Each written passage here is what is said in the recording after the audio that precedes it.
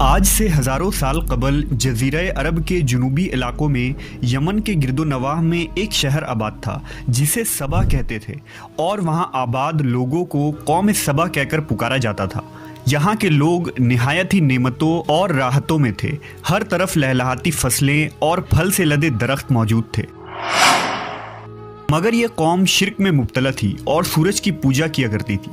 جب وہاں کے بادشاہ شراجیل بن مالک کی موت ہوئی تو اس کی بیٹی بلقیس نے حکومت کی باغ دوڑ سنبھالی۔ بعض مورخین نے لکھا ہے کہ بلقیس کے والدین میں سے ایک جنات میں سے تھے، مگر اس نظریے کی کوئی واضح دلائل نہیں ملتی۔ ملکہ بلقیس ایک قابل عورت تھی جس نے یمن پر 9 سال نہایت ہی خوبصورتی سے حکومت کی۔ دنیا کے بیشتر علاقوں میں جو تجارت ہوتی تھی وہ سبائیوں کے ہاتھ میں تھی۔ یہی وجہ تھی کہ یہ قوم نہایت ہی دولت مند تھی، مگر یہ وہ زمانہ تھا جب مشرق سے مغرب تک ایک عظیم موحد بادشاہ کی طاقتور حکومت اور جاہ و جلال کا ڈنکا بجتا تھا، جسے تاریخ میں سلیمان ابن داؤد کے نام سے جانا جاتا ہے۔ حضرت سلیمان علیہ السلام کی حکومت دنیا کے بیشتر ممالک میں تھی، جس کا دارالخلافہ یروشلم شہر تھا۔ آپ کو ہوا، جنات، چرند و پرند اور جانوروں پر حکمرانی عطا کی گئی تھی۔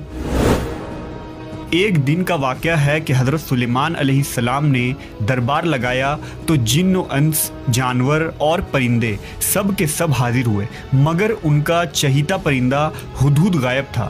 آپ نے پوچھا ہدہد کہاں ہے؟ جب وہ نظر نہ آیا تو سلیمان علیہ السلام نے فرمایا اگر وہ اپنی غیر حاضری کی کوئی مناسب وجہ پیش نہ کر سکا تو اسے ذبح کر دیا جائے گا۔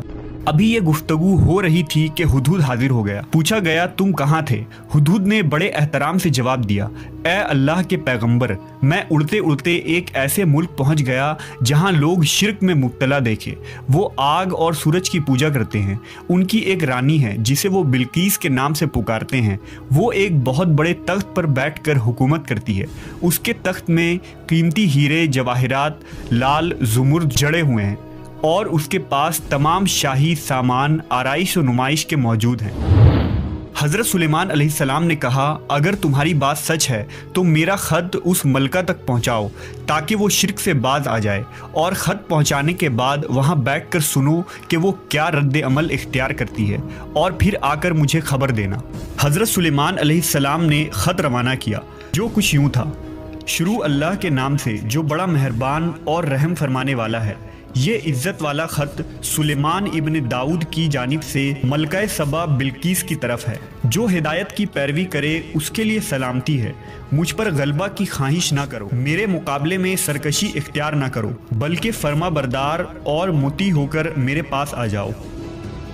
یہ خط دراصل ملکہ سبا اور اس کی قوم کی طرف دعوت اسلام تھی۔ ہدہد نے یہ خط لے جا کر ملکہ بلقیس کی گود میں گرا دیا۔ ملکہ کے دربار میں اس وقت 300 کے قریب سردار بیٹھے تھے۔ انہوں نے جب یہ خط پڑھا تو طیش میں آ گئے اور کہا کہ یہ ہماری توہین ہے، ہمیں اس کا سخت جواب دینا چاہیے۔ مگر ملکہ بہت سمجھدار تھی، اس نے انہیں سمجھایا کہ خط سے پتہ چل رہا ہے کہ یہ کوئی عام شخص نہیں، خدا کا کوئی پیغمبر ہے، لہٰذا ہمیں حکمت سے کام لینا چاہیے۔ اس نے کہا کہ میں حضرت سلیمان علیہ السلام کی طرف ایک تحفہ بھیجتی ہوں، اگر انہوں نے قبول کر لیا تو وہ بادشاہ ہے، میں اس سے جنگ کروں گی، لیکن اگر انہوں نے تحفہ قبول نہ کیا تو میں اس کی پیروی کروں گی کیونکہ وہ نبی ہے۔ ہدہد یہ ساری گفتگو سن رہا تھا۔ اس نے آ کر حضرت سلیمان علیہ السلام کو ساری بات بتا دی۔ حضرت سلیمان علیہ السلام نے جنات کو حکم دیا کہ شہر میں داخل ہونے والے راستے پر سونے چاندی کی اینٹوں کا فرش بچھا دیا جائے۔ راستے کے دونوں جانب سونے کی عجیب الخلقت جانور کھڑے کر دیے جائیں۔ وزراء اور عمال سلطنت کی تمام کرسیوں کو سونے کا کر دیا جائے۔ دربار کو ہیرے جواہرات سے مزین کیا جائے۔ ادھر بلقیس نے حضرت سلیمان علیہ السلام کے لیے تحائف روانہ کیے، جن میں سونے کی اینٹیں، جواہرات، غلام، کنیزیں اور ملکہ کا ایک خط بھی تھا۔ جب یہ تمام تحائف لے کر قاصد حضرت سلیمان علیہ السلام کے دربار میں پہنچے اور انہوں نے یہ سب دیکھا تو شرمندہ ہوئے۔ حضرت سلیمان علیہ السلام نے ملکہ کے قاصدوں سے کہا، کیا تم لوگ مال سے میری مدد کرنا چاہتے ہو؟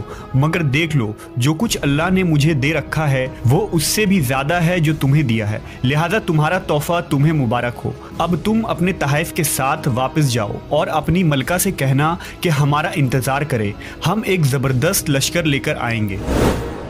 جب یہ خبر ملکہ بلقیس کو پہنچی تو وہ سمجھ گئی کہ واقعی یہ اللہ کے نبی ہے، لہٰذا اس نے جنگ کے بجائے حضرت سلیمان علیہ السلام کے دربار میں حاضر ہو کر اپنی اطاعت کا یقین دلانے کا فیصلہ کیا۔ جب حضرت سلیمان علیہ السلام تک یہ پیغام پہنچا تو آپ نے اپنے درباریوں سے کہا، تم میں سے کون ہے جو ان کے مطیع ہو کر آنے سے پہلے ملکہ کا تخت میرے پاس اٹھا لائے؟ ایک دیو ہیکل جن نے کہا، آپ کے دربار کو برخاست کرنے سے پہلے میں اسے لا سکتا ہوں، میں اس کام کی پوری قوت رکھتا ہوں اور امانت دار بھی ہوں۔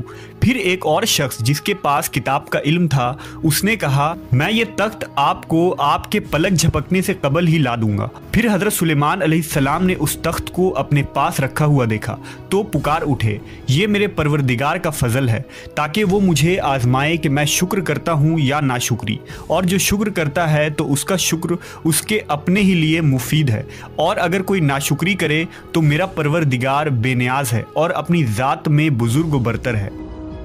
مفسرین کے مطابق وہ شخص حضرت سلیمان علیہ السلام کا کوئی دوست تھا جس کا نام آصف ابن برخیہ بتایا جاتا ہے، اور بعض نے لکھا کہ وہ آپ کا خالہ زاد بھائی تھا۔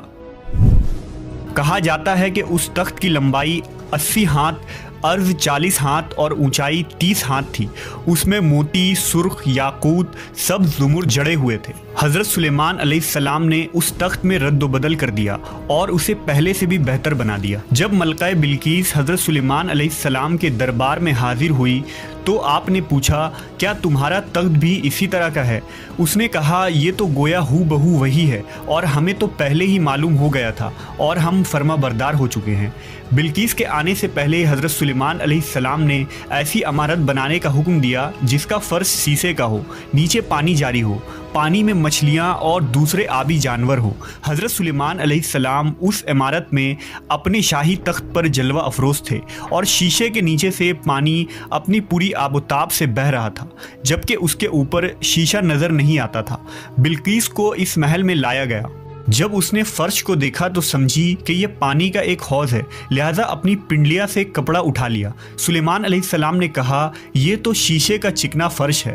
تب وہ شرمندہ ہوئی اور بول اٹھی، اے میرے پروردگار، میں سورج کی پوجا کر کے اپنے آپ پر ظلم کرتی رہی ہوں، اور اب میں نے سلیمان کے ساتھ اللہ رب العالمین کی اطاعت قبول کر لی۔ لہٰذا بلقیس پر یہ ظاہر ہو گیا کہ جس طرح وہ شیشے کے صحن کو پانی کا لہریں مارنے والا گہرا حوض سمجھ بیٹھی، اسی طرح اس نے اور اس کی قوم نے سورج کی چمک اور دمک دیکھ کر اسے معبود اور خدا سمجھ بیٹھے۔ اسے اپنی فاش غلطی پر نہایت ہی شرمندگی ہوئی۔ بعض مورخین نے لکھا کہ اس واقعے کے بعد ملکہ سبا مسلمان ہو گئی اور حضرت سلیمان علیہ السلام کے نکاح میں آ گئی، جبکہ بعض نے لکھا کہ آپ نے بلقیس کو یمن واپس بھیج دیا اور اس کے لیے وہاں 3 بڑے محل تعمیر کروائے۔